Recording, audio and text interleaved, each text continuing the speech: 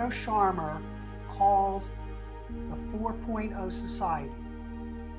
And if we want to address the three divides of self to nature, self to others, and self to self, then the focus on K-12 education must become a critical component for all of us on this journey.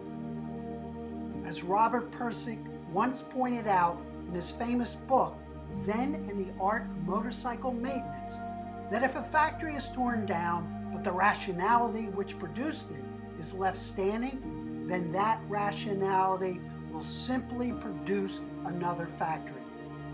We are all products of a global educational system that is extremely hard to redesign. But through the use of the tools such as systems thinking, theory U, and design thinking, we can begin this quest together.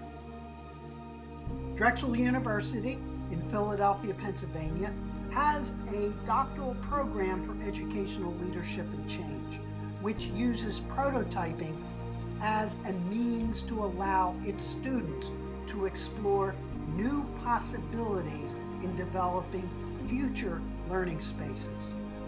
These spaces are focused on creating a sustainable future for all children on this planet.